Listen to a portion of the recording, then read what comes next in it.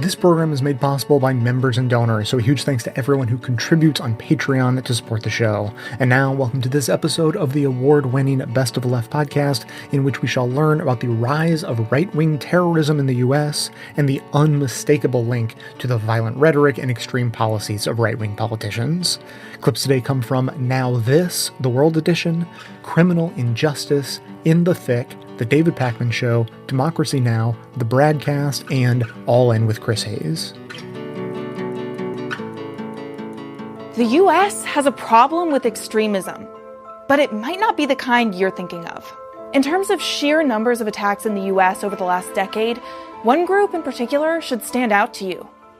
11 worshippers shot and killed in a Jewish synagogue in Pittsburgh by a man shouting anti-Semitic slurs.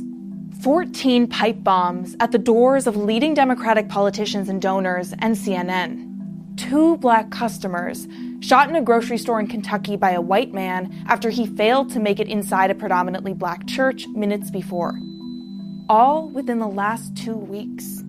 White supremacist and other forms of right-wing violence are currently the deadliest active domestic extremist movements in the U.S., according to data from several civil rights groups that track hate crimes and extremist violence. Southern Poverty Law Center is one of those groups. We spoke with the center's Heidi Byrick, who's been following extremist movements for almost 2 decades, to help break it all down. Let's just start with the numbers. Over the last decade, right-wing extremists committed more than 70% of extremist-related murders, according to a report published earlier this year by the Anti-Defamation League's Center on Extremism. The Government Accountability Office similarly reported in 2017 that right-wing extremists were responsible for 73% of fatal extremist incidents since 9/11. The most common groups victimized by these extremists are those who are Black, Hispanic, or part of a multiracial couple or family. It's important to note that right-wing domestic extremism is an umbrella term under which various right-wing ideologies fall in the U.S. Crimes committed by people who are anti-government, anti-Semitic, homophobic, Islamophobic, xenophobic, and fascist, among other things, also fall under this category.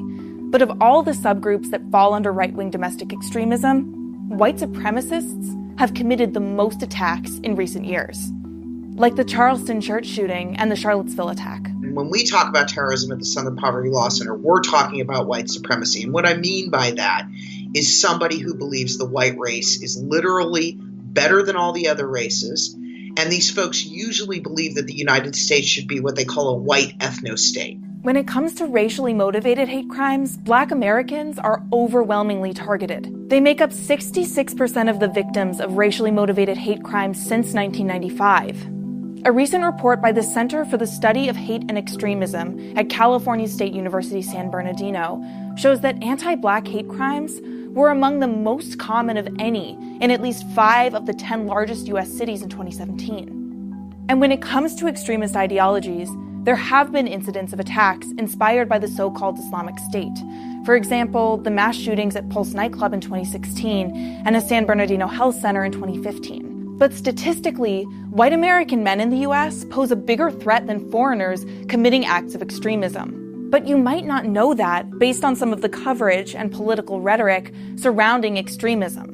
Donald J. Trump is calling for a total and complete shutdown of Muslims entering the United States. I think Islam hates us. I want surveillance of certain mosques, okay?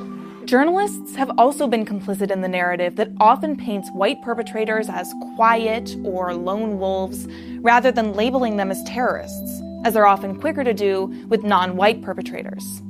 Extremist attacks committed by those who are Muslim receive, on average, 357% more U.S. press coverage than those committed by non-Muslims, according to a recent university study.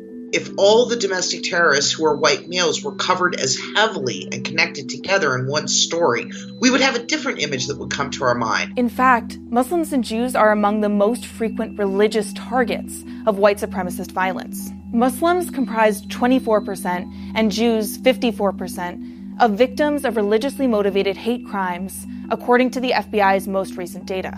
You know, in people's minds, they don't really put together that this is a pattern of violent activity connected to one ideology, basically white supremacy, in the same way that they do when they think about extremist Muslim violence. But when it comes to actually being charged with terrorism, recent data from an investigative nonprofit, the Nation Institute, shows that when terrorist incidents result in arrest, Muslim perpetrators are far more likely to be charged than far-right perpetrators.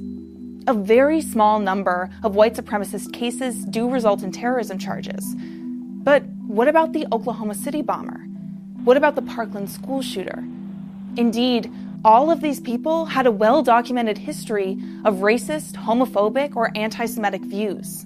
There is a very, very narrow range under the law that applies to domestic terrorism where someone can actually be charged for terroristic offenses.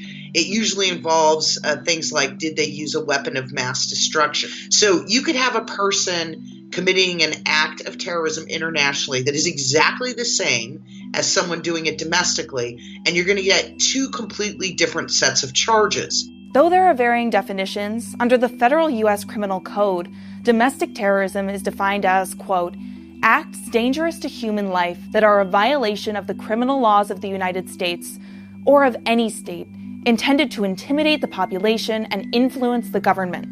Byrick says domestic terrorism legislation tends to be stronger at the state level than federal. While some politicians have called on the government to pass a domestic terrorism statute, other people say that would be federal overreach. It's also important to note that different groups have different standards for tracking extremist violence. But no matter which way you look at it, data overwhelmingly show that white men are committing more acts of violent extremism in the US than any other group.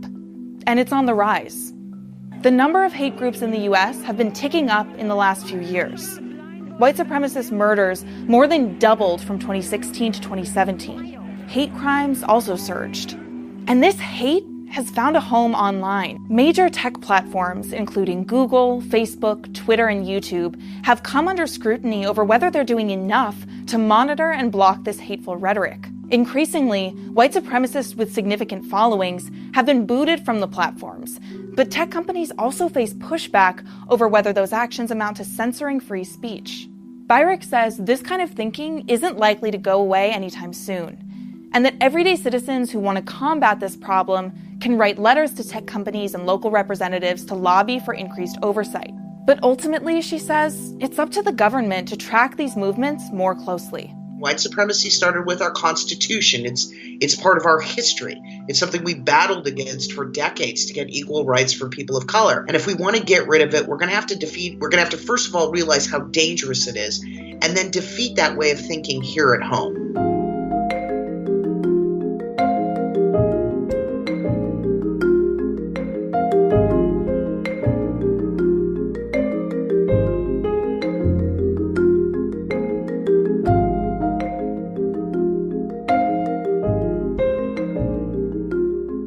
With all the anger and really vicious rhetoric starting to come from one side of the political spectrum, the anti-Semites crawled out of the dark corners and crawled out of their holes. They coalesced, of course, on the internet. Journalists with Jewish names were targeted, identified as Jews, and vilified. And pretty soon, this sort of rhetoric, words, images, you name it, began to cross into the mainstream. And of course, Jews were far from alone, usually not even the primary targets of these haters. Vitriol and hate against African Americans, against Muslims, against Latinos, and especially against immigrants flooded into the culture. And it went largely unopposed, sometimes was even spread by the most important figures in one of our mainstream political parties. Then in 2016, reports of anti-Semitic incidents went way up. In 2017, they spiked. It was the largest year-over-year increase ever in reported hate crimes against Jews. And there was violence with racist and political underpinnings. Just one example of many. A racist man who literally wrapped himself in the Confederate flag, killed 9 beautiful souls at a Bible study group at the Mother Emanuel Church in the South. And then, of course, came Charlottesville, the Unite the Right rally there in August of 2017, the street riots and the killing of Heather Heyer by a Nazi racist thug in his car. And there was that march the night before, hundreds of these well-dressed young white men carrying torches through the community and the campus chanting, "Jews will not replace us." There was a small group of others brandishing assault rifles, standing outside a synagogue there in Charlottesville, just standing there with their weapons, sending a message of intimidation and threatened violence. Those things gave me a sick, kind of cold feeling. A large, torch-carrying group of men yelling anti-Semitic slogans, others there to support them and cheer them on. This did not feel to me like the America that I grew up in, the country I grew up in, feeling safe and secure to be who I was, to bring my family to worship services, to express who we were publicly, any way we wanted.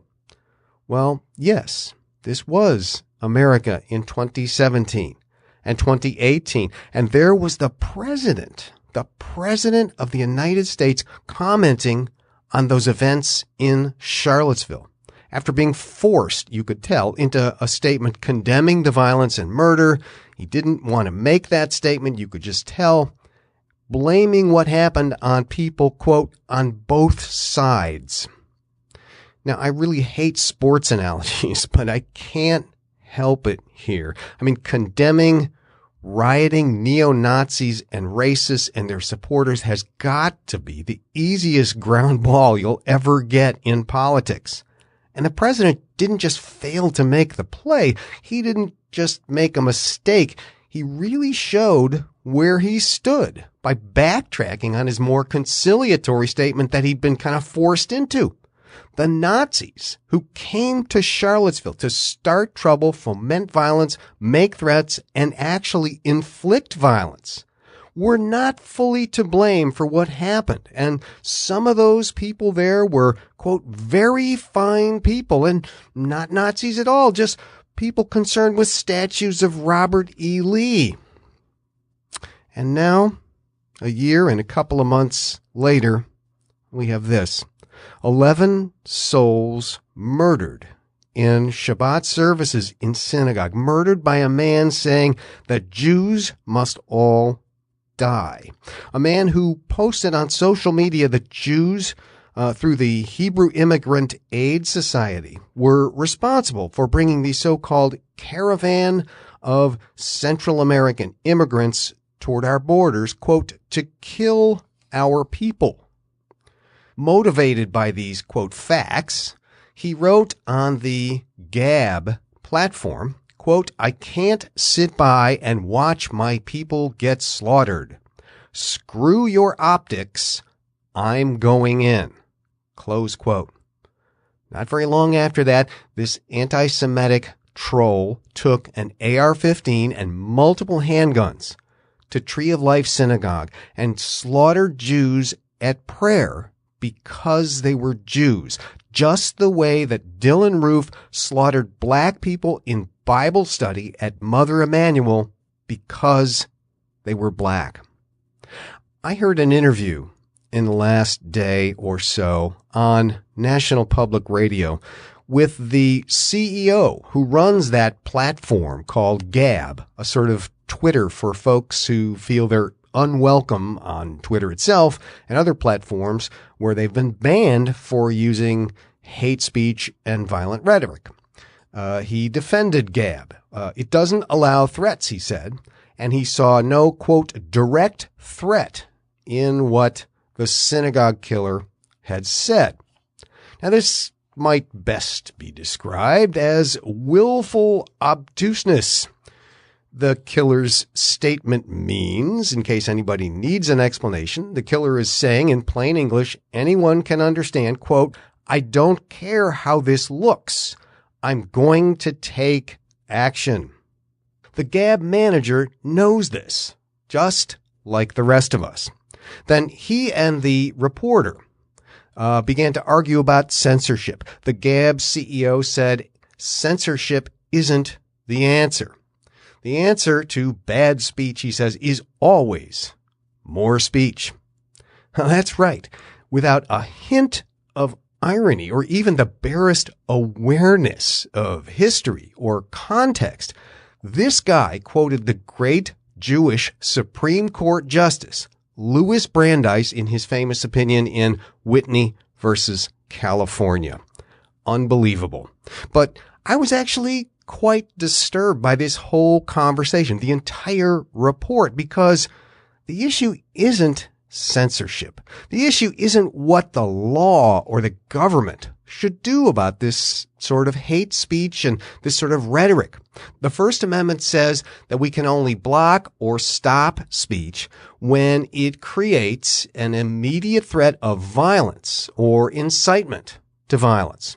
But that's really not the issue here. What we need is for everyone, the guy who runs Gab, the President of the United States, every political figure, to acknowledge that words have meaning and consequences.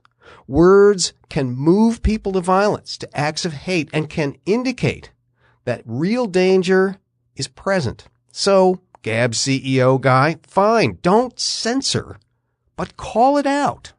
And when someone says they're, quote, going in, they're going to take action. Do something. Alert the authorities. All of us have to call out hatred and bigotry and calls for violence and announcements of violence.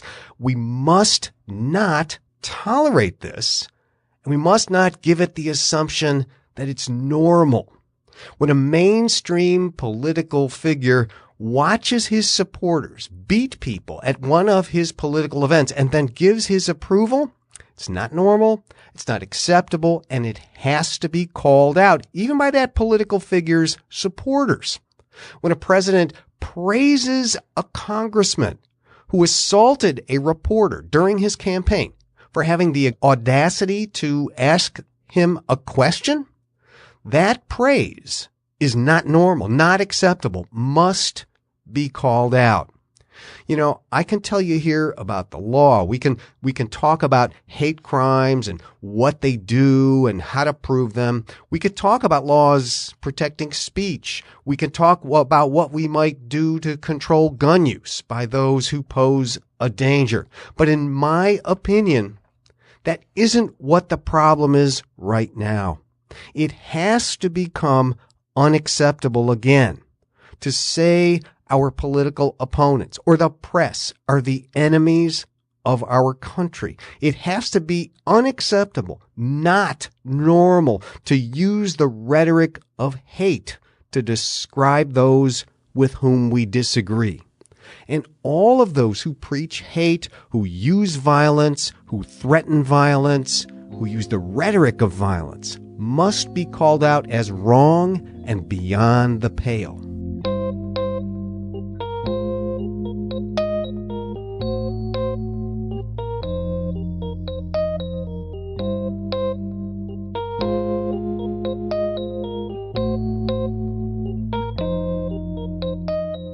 Today's episode is sponsored by Bombas, the sock company with a heart of gold and the most comfortable socks in the history of feet. Bombas socks are chock full of features, from their honeycomb arch support system to the cushioned footbed that's reinforced for comfort without added bulkiness. Add in the super soft cotton material they use and it feels like a hug around your foot. So whether you're a runner, power walker, or power lounger, there's a pair of Bombas that'll add comfort to your life. And even better news for those of us who try to shop ethically, Bombas is a certified B Corporation, which is sort of like fair trade or certified organic, but for corporate business practices practices and their impact on workers, suppliers, the community, and the environment, which is to say that doing good is embedded right in the fabric of each sock. Most famously, for every pair of Bombas you purchase, Bombas donates a pair to someone in need, because socks are the #1 requested item at homeless shelters, but it's rare that anyone thinks to donate them, so Bombas stepped in to fill the gap.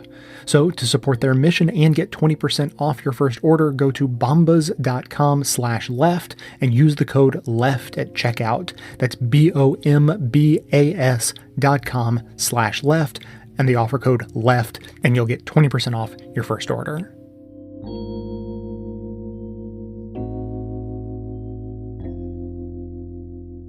In terms of Trump's rhetoric, like the lies that are coming out, the direct cause to Squirrel Hill, do you feel like it was a direct link? I mean, yeah, there definitely was. And Adam Sorwer, The Atlantic, I think he wrote an excellent piece that connected those dots. I think Mike German also made a good argument for this. But yeah, I know just from covering these guys years ago that they've been waiting for a messiah of sorts to break out into the wings and to kind of represent what they've been talking about at lower frequencies, to bring that into the spotlight, to embolden them, to empower them. And I think that as we are learning about Bowers, a lot of them have at least maybe initially saw that in Trump. And then after the events of Charlottesville, because, you know, this whole conversation about who's the most authentic white supremacist is just a, you know, downward death spiral. I think a lot of them just said, yeah, he's not enough. We got to take it farther. You know, I mean, I really think that Trump kind of blazed that path, but there's always going to be someone who's like, no, we have to make a more declarative statement. And I think that's all the more important why Trump has to make a more declarative statement. I mean, I think that he could stamp this out. If he pursued white supremacists with the same gravitas, with the same aggression that he pursues, you know, caravans and people at the border. Right. I think that this could be stamped out. We have the resources, and it's not like, you know, the FBI and other law enforcement agencies don't know that these guys are in the wings. Before we go to you, Mike, I just want to quote from the Adam Sorwer piece in The Atlantic. This is what he wrote, and it's pretty chilling. He says, much of the mainstream press abetted Trump's effort to make the midterm election a referendum on the caravan. It was an overwhelming topic of conversation on cable news, where Trumpists freely spread disinformation about the threat the migrants posed, while news anchors displayed exasperation over their false claims, only to then invite them back onto the next day's newscast to do it all over again. Yep. All right, Mike, that was just some context. Right. So you're on pins and needles because, yes, there is information about these kind of people. Right. And Adam's been writing very well on this topic for months now. So I encourage people to go and read those. I think we have to be very careful when we talk about causes, right? Millions of people heard these messages.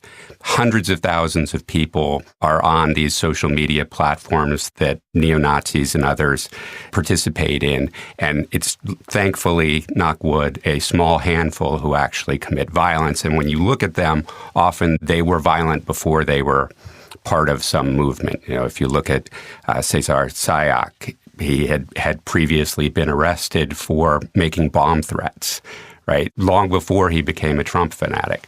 So I think what we have to understand, though, is that it's different when it's an authority figure who is giving the green light to this type of activity. And that's what has troubled me so much from the beginning of the Trump campaign, that he was encouraging the violence, that he was encouraging the anger, the sense of victimization, that we are under siege, that there are these foreign hordes that are coming in, whether they were Muslim, whether they were Latino. So that creates a very different condition. And then we saw all these far-right riots where the police lightly policed them. And I mean, we've seen police handle protests in extraordinarily aggressive manners in Standing Rock, in Ferguson, in Phoenix, in Washington, D.C., where they arrested 200 J20 anti-Trump protesters and charged them all with felonies. What's a J20? January 20th was the day after the inauguration when January 20th. There was a large anti-Trump rally and some windows got broken. And they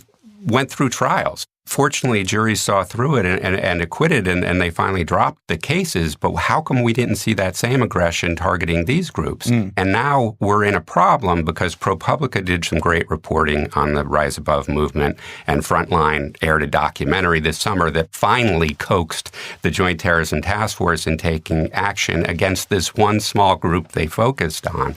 But if you look through Robert Bauer's Gab account, there are people saying, hey, the recent arrests of these groups show that the game is over, right? That our association with Trump is now broken and we have to start acting. And that, I think, is what I have been warning about, that at some point there was going to be a schism. And now these groups have had 2 years to organize, to recruit, to get stronger, and to feel empowered, and to feel that the police and authority figures are actually supporting their violence. And that's when this becomes really dangerous. So, Mike, are we just doomed to keep having more of these attacks while Trump's rhetoric continues? And also, Mike, I mean, a lot of us have experienced a level of anxiety about the FBI. We've thought a lot more about the FBI than we ever have in our lives. What about the FBI in all of this, too? It's troubling that the FBI has not been more aggressive when the state and local police have not been. When I first started seeing these very violent riots and the police weren't intervening, I assumed that, okay, maybe somebody made the determination that it would be even more dangerous for the police to try to intervene, let them separate, and we'll pick them up later. But that didn't happen for the better part of a year, and then has focused on only a few individuals rather than looking at this problem holistically. So I am concerned. I'm concerned with this reticence to use the word terrorism when we discuss far-right violence. Is that a policy, like the FBI will not use the term terrorism, domestic terrorism, when tied to far-right violence? So this goes back to Jim Comey refusing to call Dylann Roof's violence at the Mother Emanuel Church terrorism. And it's astonished me because I worked undercover in neo-Nazi groups in the 1990s, and nobody hesitated to call it terrorism. Nobody suggested we didn't have sufficient laws to justify our investigation and to secure effective prosecution. So I'm not sure where this came from, but there's this push right now that, again, has been going on since about 2015, where the Justice Department officials are saying we don't have a domestic terrorism statute, so we need more power if you want us to target these groups. And that's just not true. In fact, the Brennan Center is releasing a report this week that will show that there are 57 crimes of terrorism defined in federal law. 51 of those apply to domestic as well as international terrorism. So the government has ample authority to justify deeper and more comprehensive investigations of these groups that produce violence. And again, there are lots of people who are neo-Nazis, lots of people who I met who fervently believed in these noxious ideas, but would never harm anyone. We have to make sure we're focusing on the people who are violent and the people who are engaged in criminal activities in preparation of violence. Yeah. And that's what we did in the early 90s, and I'm surprised and dismayed that we're not more effective at that today, or even understanding this threat.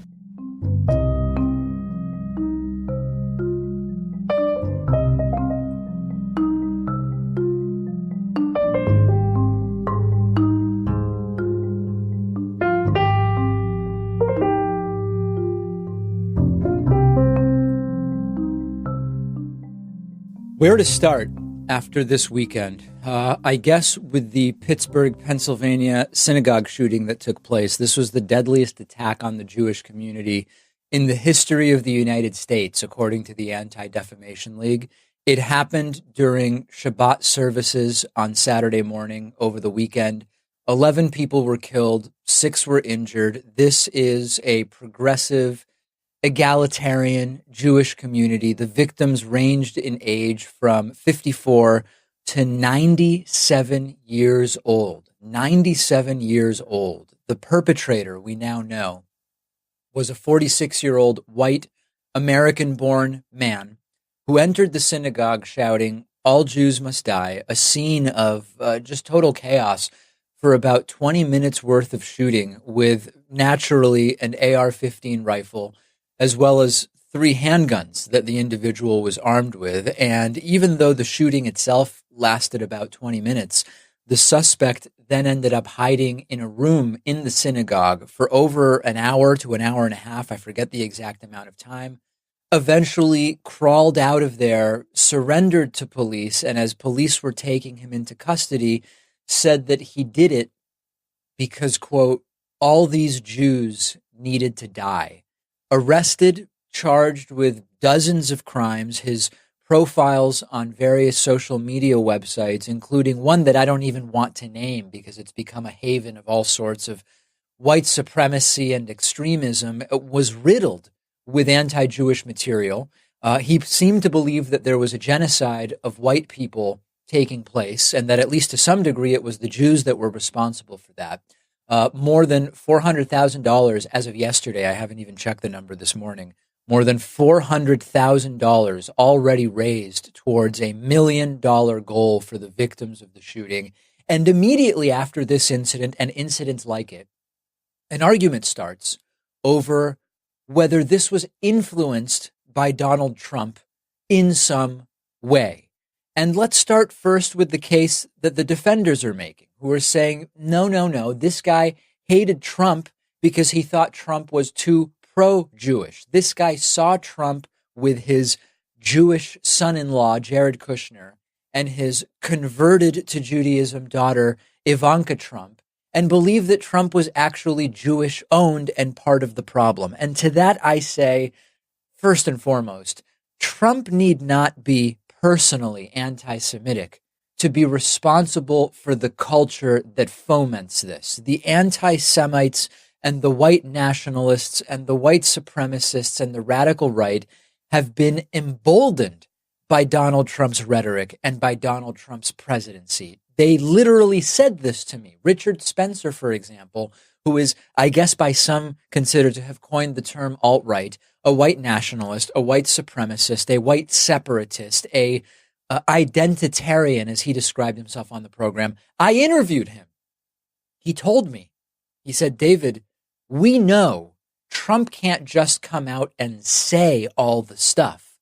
We accept that he has a Jewish son-in-law and Jewish daughter, but we get the message from him. We understand when he uses the term, I am a nationalist, as he did last week for the first time. He is signaling to the individuals that are of these ideologies that he is as much their guy as any other president in recent American history. Richard Spencer told me that he understands when Trump talks about whatever term, America first, or we've got to shut this down, shut down Muslim immigration until we figure out what the hell is going on. All that stuff. As Martin Luther King said, I believe that this quote was actually meant, was given in a eulogy for a different type of horrible crime, murder, that Martin Luther King spoke at, but it applies here. He said, quote, we must be concerned not merely with who murdered them, but about the system, the way of life, the philosophy which produced the murderers. And when you look at any serious radicalization research, nowhere does it say that the radicalizing catalyst must personally believe the stuff that the radicals end up believing. Full stop. No further clarification or detail needed. There are more hate crimes against Jews than against any other racial minority based on 2016 data. And a great way to fight anti-Semitism, and I'm saying this to the left and right, but of course it's mostly the right that's actually committing the violence. When I talk about the problem of anti-Semitism on the left, I'm not talking about the problem of violent anti-Semitism primarily from the left. A great way to fight anti-Semitism is to actually fight it. Don't write off Holocaust revisionism and anti-Jewish conspiracies and stereotyping as something that we don't need to worry about because, quote, Jews are doing fine right now. Don't vote for candidates at any level of government that espouse or embolden anti-Semitism, regardless of whether their daughter converted to Judaism or they have a Jewish son-in-law. The reality is that there were a ton of people like this guy who shared this guy's ideologies, like the MAGA bomber at Politicon last weekend. And that's why there was a big security presence. I spoke with some of the other panelists that I was working with at Politicon. We spoke privately extensively about our concerns about the radicalization of people and the emboldening, not really of the ideas, because the ideas have always been there, but the emboldening of their willingness to go over the line into real world action as a result of those beliefs. And right now, there are countless people with the same beliefs as this guy from the synagogue and the same beliefs as the MAGA bomber, and they are very close to being pushed over the line into real world violence. And that's where you understand that this both sideserism of we just need to deal with violence no matter where it comes from. Well, it's mostly coming from the right. When we conduct serious inquiry as humans, we should seek to separate ourselves from that which we wish to be true. It's sort of a primary principle of science and skepticism. The reality is that you can talk about the guy who shot Steve Scalise if you want, and I talked about him extensively. But most domestic terror is right-wing. If you include radical Islamic terror, which I believe you should, extreme religious dogmatism that fuels violence is definitionally right-wing.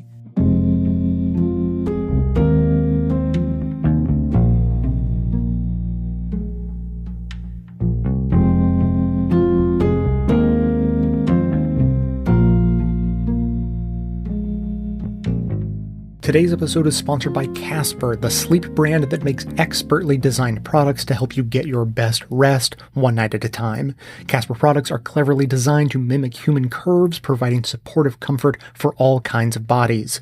The original Casper mattress combines multiple supportive memory foams for a quality sleep surface with the right amounts of both sink and bounce, plus a breathable design helps you sleep cool and regulates your body temperature throughout the night. Casper now offers 3 mattresses, the original Casper, the Wave, and the Essential, as well as a wide array of other products like pillows and sheets to ensure an overall better sleep experience, all designed, developed, and assembled in the US, of course. Casper offers affordable prices because they cut out the middleman and sell directly to you with free shipping in the US and Canada. Plus, you can be sure of your purchase with Casper's 100-night risk-free sleep-on-it trial. But as a Casper owner for years now, I can vouch for the fact that it's very unlikely you'll ever feel the urge to return yours. The fun starts the moment it shows up in that impossibly small box, and kids of all ages ooh and awe as the Casper is released and grows to full size. It's not just a mattress, it's a physics lesson in a box. You can get $50 towards select mattresses by visiting casper.com/best and using the offer code BEST at checkout. That's casper.com/best and offer code BEST for $50 off your mattress purchase. Terms and conditions apply.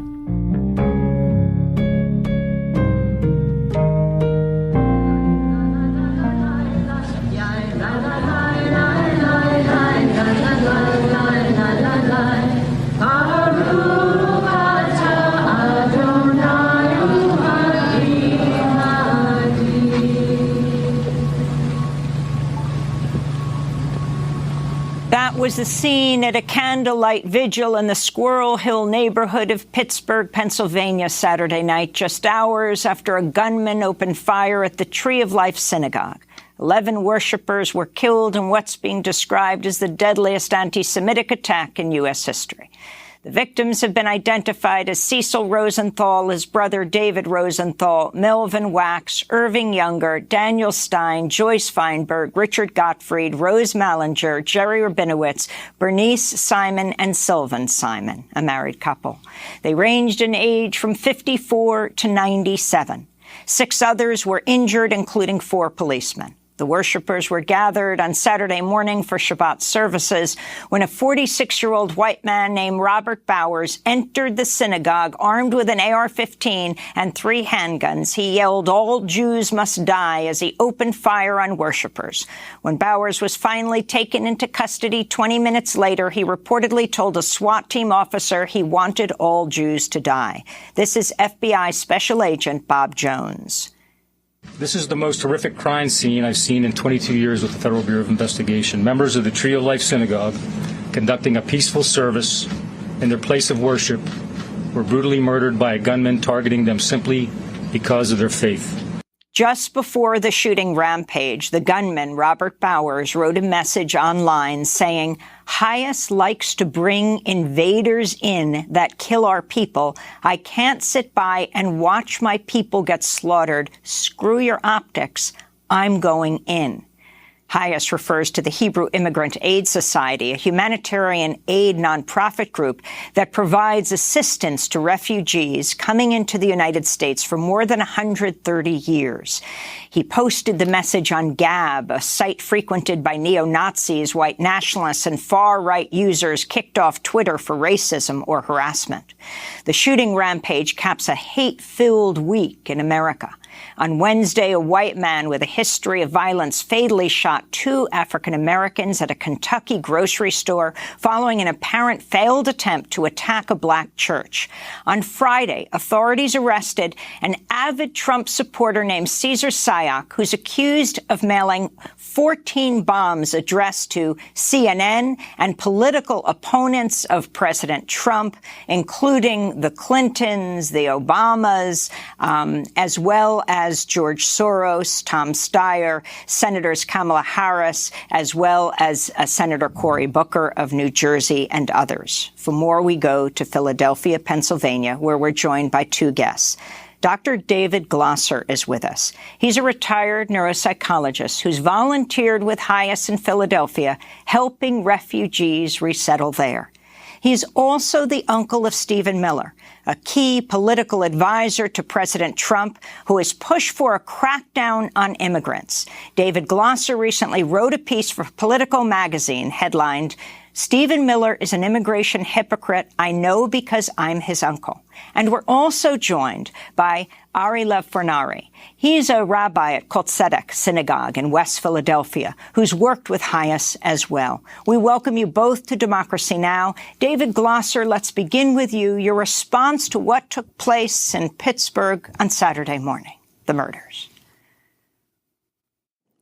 Good morning. Before I begin, I'd like to express my condolences to my many friends and relatives in Pittsburgh and specifically in the Squirrel Hill region where they live.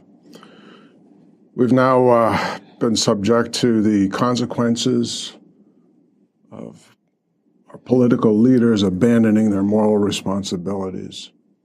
The question's been asked, what happens when hate speech becomes legitimized and it becomes acceptable in our political discourse to condemn and vilify innocent people on the basis of race, religion, national origin, or color? The answer has made itself very clear in the last few days and in the last week with the pipe bomb attacks upon political opponents of Mr. Trump. Mr. Trump has made it his policy to vilify and dehumanize Hispanics, Muslims, non-whites, calling them subhuman animals that are infesting our country like so many insects or rats. Make no mistake about it. This is the same kind of propaganda that is identical to the racist rants at Nazi party rallies in Germany in the 1930s. Now Trump spews the same poisonous messages to his supporters and claims innocence when this inflammatory vitriol is sprayed over society. He claims innocence now that this political gasoline catches fire and people get hurt and killed. I'm horrified by it. I'd love to say I was surprised, but I'm not. More shockingly, the Republican Congress has tolerated his vilification. Where have been their cries of outrage? The so-called responsible people in our country in positions of political leadership. Their silence has been deafening. I would say that this silence tends to legitimize the crazy conspiracy theories, the hate speech, the threats, the violent acts of the most noxious white nationalist elements of the American political spectrum. Mr. Trump is even unashamed to tell us that among the chanting Nazis in Charlottesville, there were many fine people, drawing a false moral equivalency between those who are protesting against these kinds of actions and the Nazis themselves. Should we now be surprised that well-armed white nationalist bigots, isolated friendless loners seeking validation for their empty lives, that they act out on their hate? I think not. Now, Mr. Trump didn't pull the trigger in the synagogue. He didn't mail those bombs. But for the first time in 50 years, he's made bigoted hate speech in America a legitimate tool of political manipulation. His endless barrage of excited hatred, threats, and lies has consequences, as we have seen. I regard Mr. Trump as a hopeless moral imbecile, indifferent to the deadly consequences of his inflammatory conduct. But those politicians who know better still do not say much. They don't stand up and loudly denounce his hate speech. They don't denounce his lies. They're hypocrites. They're cowards. Their deafening silence condemns them more loudly than any courtroom ever could.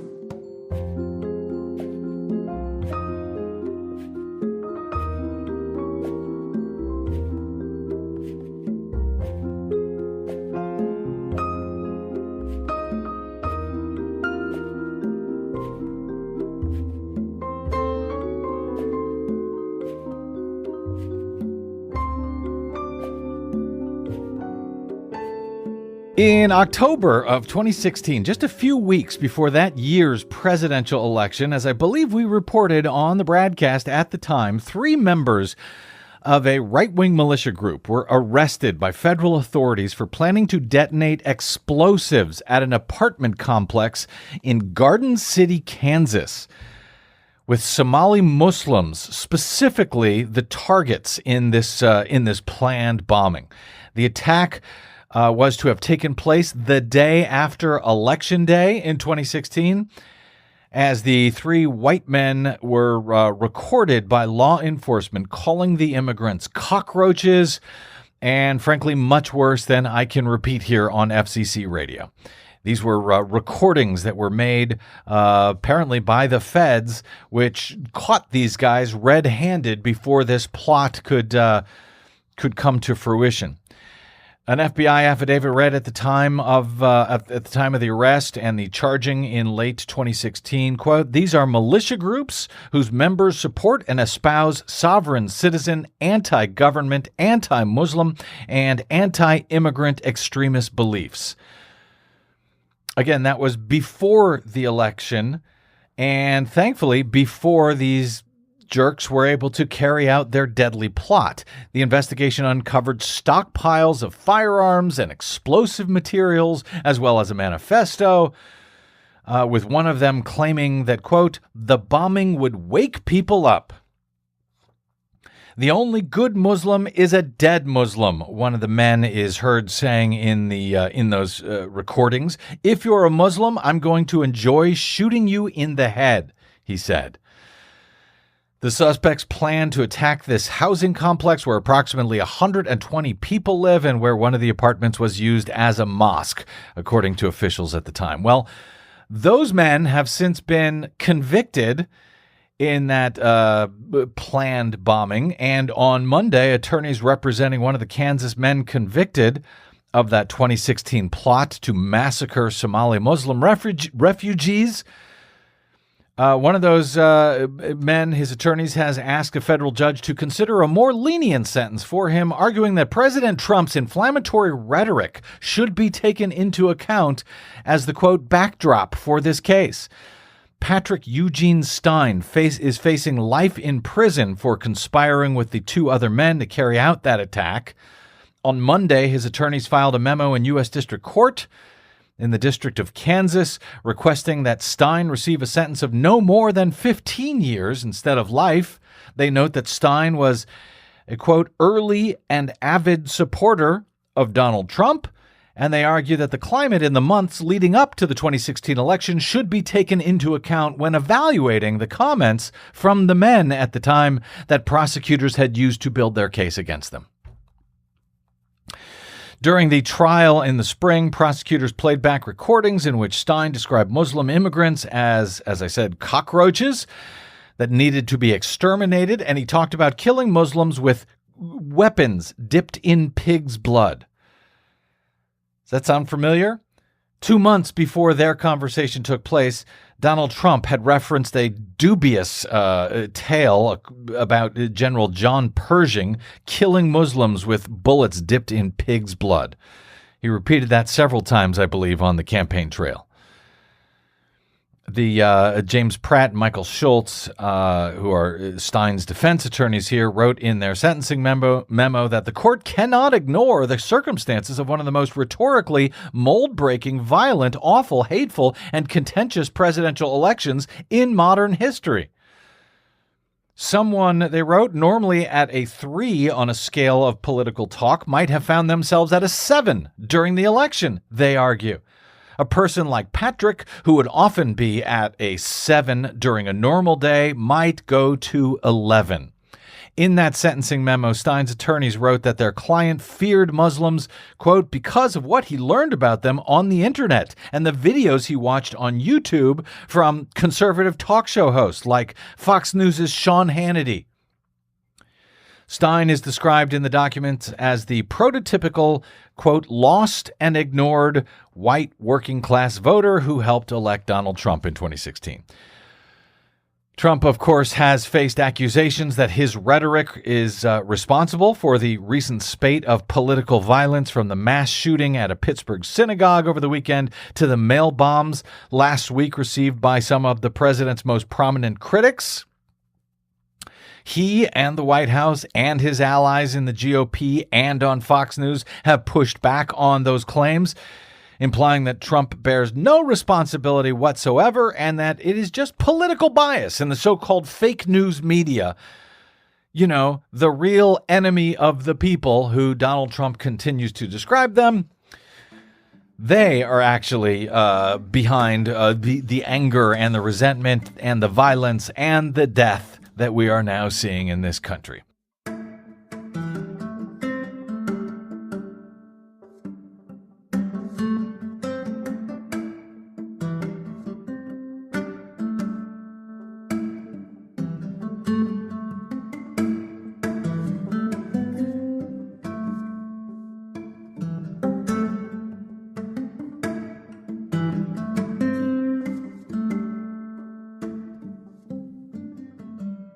How did we get here?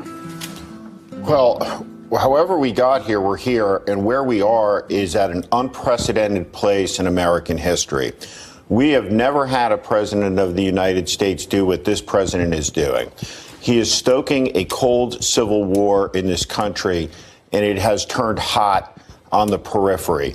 This man, Bowers, what he said was, when he went in, he said, I can't sit by and watch my people get slaughtered. Screw the optics, I'm going in. And he went in to kill Jews. The Jews he believed that were financing the caravan, the invading army, like a panzer division that is threatening the southern border, an army that is racked and riddled with disease.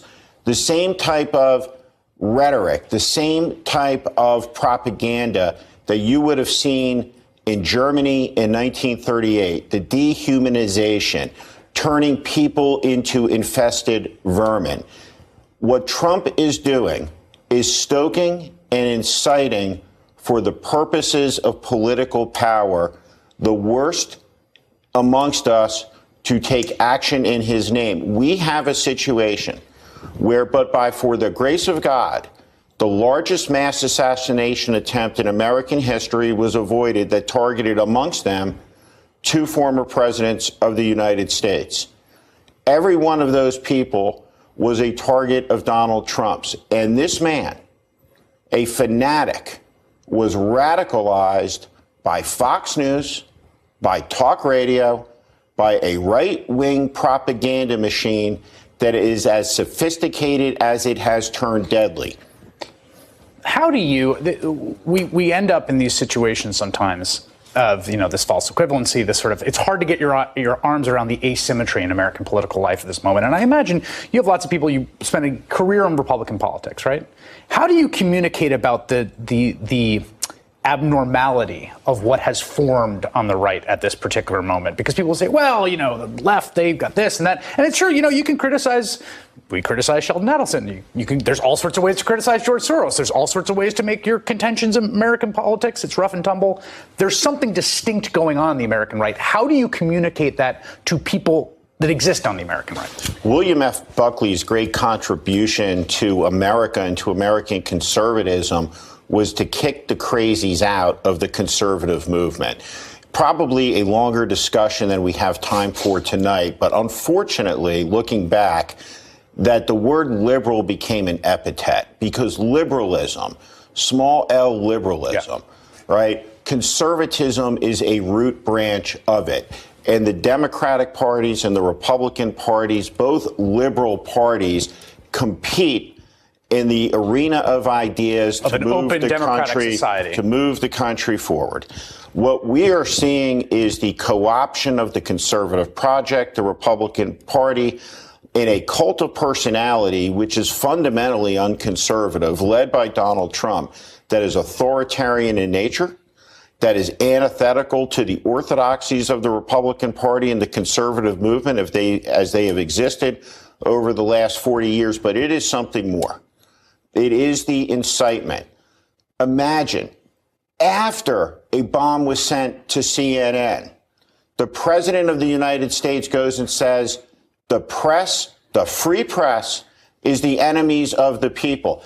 And then he says, the anger in the country is caused by the press who reports critically of him. What he is saying to the next sick person on the end of the transmission is, if you take an action, it's because they deserve it.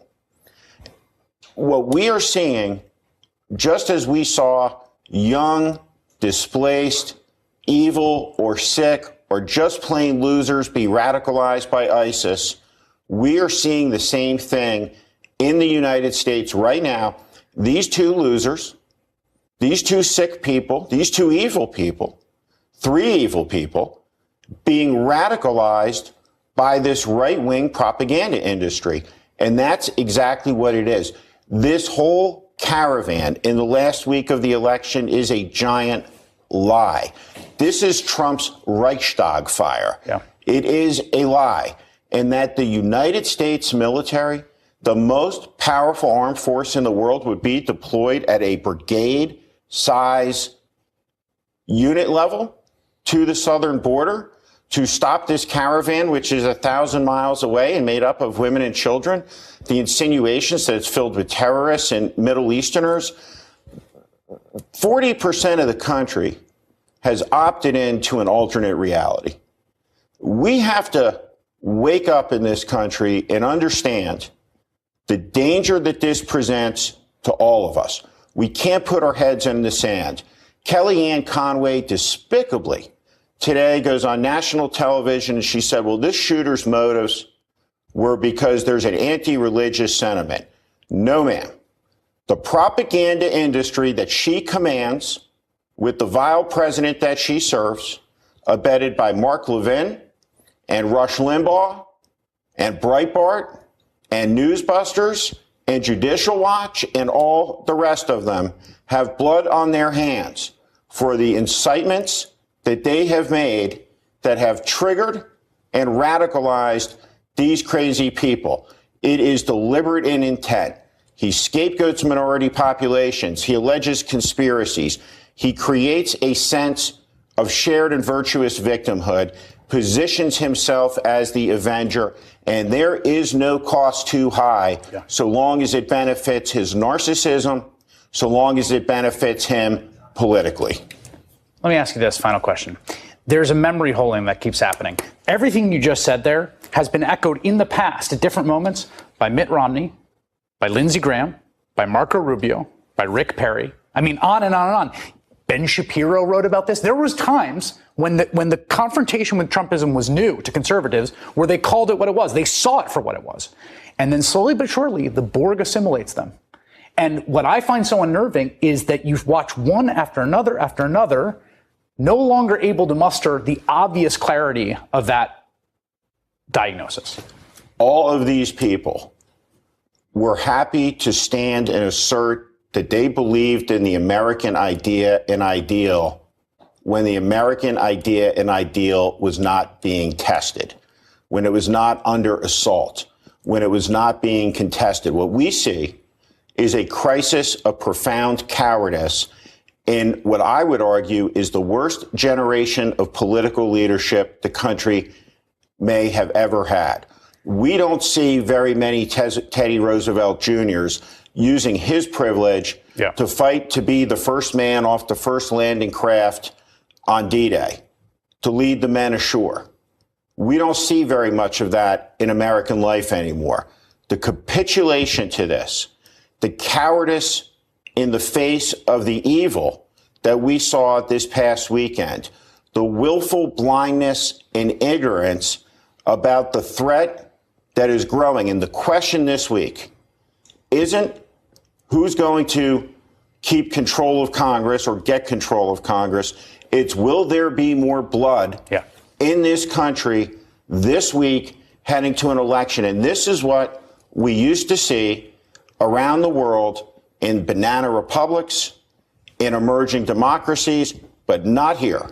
We don't settle our political disputes and elections with guns and knives. We don't have presidents in this country until now who stoke the American people to be at each other's throats. And after 2 years of this is the deadly consequence. Anti-Semitic attacks in America rose 60% last year. As was pointed out by a writer in the Atlantic magazine, whose name I can't recall in the moment, do we have 60% more anti-Semites? Right. Or what has happened? Causally, what has happened?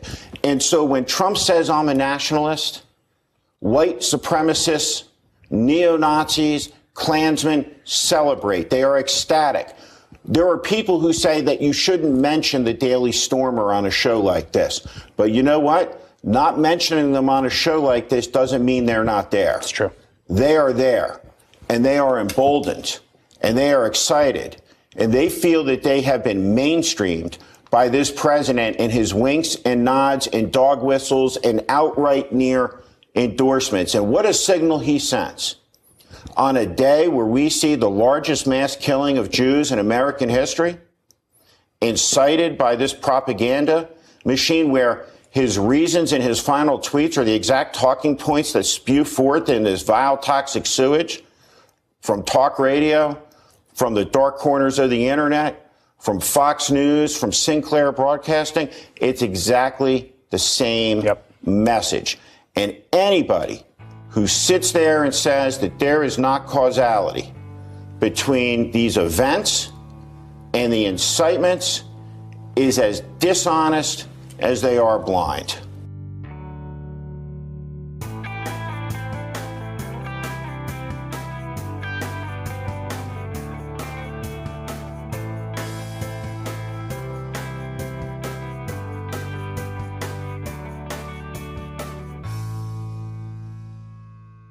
We've just heard clips today, starting with the World edition of NowThis, breaking down the escalation of violent extremism in the U.S. Criminal Injustice gave a personal commentary about anti-Semitism and free speech after the Pittsburgh shooting. In the Thick discussed the warning signs of violence and anti-terrorism police work. The David Pakman Show explained the now perfectly evident point that anti-Semitism is not a force to be ignored. Democracy Now! Spoke with the uncle of White House staffer Stephen Miller about how this kind of violence is the predictable outcome of hate being legitimized. The Bradcast told the story of the legal defense being used by defendants convicted of planning terrorist acts, highlighting Trump's incendiary rhetoric as a mitigating factor in their case. And finally, we just heard former GOP strategist Steve Schmidt on All In with Chris Hayes lay out how Trump is stoking and inciting the worst among us. Members will be getting a bonus episode with a couple of additional clips on recent right-wing violence. One clip picks apart the ridiculous notion being pushed by outlets like Fox News that escalating violence is a both sides do it sort of situation, and another dives into the freedom of speech implications of Trump's inciting rhetoric and the violence that follows. To hear all of that, to cast a weekly vote on what upcoming topics you want to hear on the show, and for other details about supporting the show by being a patron, visit patreon.com/bestofleft. You can find that link in the show notes on the device you're using to listen, which is also where you can find links to each of today's segments for easy reference and sharing. And we don't have voicemails today, but I do have a few final thoughts to share. Before that, though, just to mention, we're still waiting on answers to the questions I laid out in the previous episode. We were discussing privacy, including voter data, the use of public voter data to encourage others to vote, the use of your tax return information being made public as they do in Finland, and transparent payroll as some companies do. So I was just curious about your thoughts on all these different levels and manifestations of privacy versus invasions of privacy, and how it leads to potentially better social outcomes, and generally what you think about that. I would still love to hear your thoughts on all of those questions. But just to wrap up today, I want to talk about stochastic terrorism. That term is in the title of today's episode, and I think there's a really good chance that a lot of you haven't heard it before. It became, I don't know if I could say widely used, but it jumped into a lot of people's consciousness in 2016. I think Rolling Stone used it to describe Trump, particularly when he said that Second Amendment people had a way of stopping Hillary Clinton from appointing judges if she were to be elected. And that was referred to as a stochastic terrorist act, essentially. So I have been looking for that term again in relation to today's episode, and not much has been written about it since 2016. Most of the articles that come up are from 2016. There was one I found that's recent, but I thought clearly this is a topic that needs to be addressed again. So to sort of start from the beginning, stochastic or stochasticity is one of my favorite words and concepts, and it means having a random probability distribution or pattern that may be analyzed statistically, but are hard to predict precisely. So basically, stochasticity is the study of randomness. And so when we think of randomness, we think totally unpredictable, just how could anyone know what's going to happen or predict that something's going to happen? Because if it's random, it's completely outside the realm of anyone's ability to understand, and that is not the case.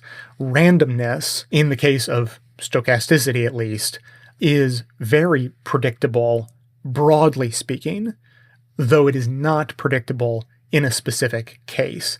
And so I first learned about this term at least 10 years ago on Radiolab. One of my favorite ever Radiolab episodes was called Stochasticity. And they give a few examples just to sort of set the scene and get your mind working in the right way. So their example is, say someone hits a golf ball on a golf course. Now, if you're a blade of grass, your chance of being hit by that golf ball is incredibly small. And so if you're that blade of grass and the golf ball lands on you, you might think, oh my God, what a miracle. I can't believe I was chosen to have this golf ball land on me. What are the chances? It's amazing. But if you look at it from the other perspective, it's not really amazing at all, because of course some blade of grass was going to have that golf ball land on it. It's not a big deal in any sense of the word. And so it's really just about how you look at it. And same goes for people winning the lottery. They think it's a miracle that they won the lottery, but it's not really a miracle because someone was going to win it. And my own personal analogy that I think I came up with this before I heard that episode of Radiolab and before I understood the concept of stochasticity, just sort of a little mental exercise I was doing was, imagine yourself in a rainstorm and you stick out your tongue. Now, the chances are pretty good. If you stand there long enough, you're going to have a raindrop fall on your tongue. But if you imagine yourself as a raindrop falling from a cloud, the chances of you falling on someone's tongue is pretty small. So the exact same event looks completely different depending on what side you're looking at it from. And that's what we mean by a pattern that may be analyzed statistically, even though it's random. So the randomness means you have no idea which blade of grass is going to get landed on by that golf ball. You have no idea which drop of rain is going to land on your tongue. But statistically analyzed, you can be damn sure one of those things is going to happen. Now, to bring it to stochastic terrorism, that term, I had no idea it was coined so recently. Back in 2011, I read that an anonymous writer apparently coined the term and defined it as the use of mass communication to incite random actors to carry out violent or terrorist acts that are statistically predictable but individually unpredictable. And that is exactly what we're living through. That's exactly what people were talking about in 2016, talking about, when Trump said Second Amendment people could do something about Hillary Clinton. And that pattern has never ended. The violent rhetoric has been a constant stream of stochastic terrorism. He is putting out the signal that encourages people to act violently without ever having to ask a specific person to act violently, and without even having to request that people act violently. He can frame it in such a way that he should damn well know, because the rest of us do, that that kind of rhetoric will incite violence in some small, statistically predictable, though individually unpredictable number of people who are going to act violently. So frankly, I think that this is the concept to understand in the era of Trump when analyzing his rhetoric and his relationship with his audience and his fans.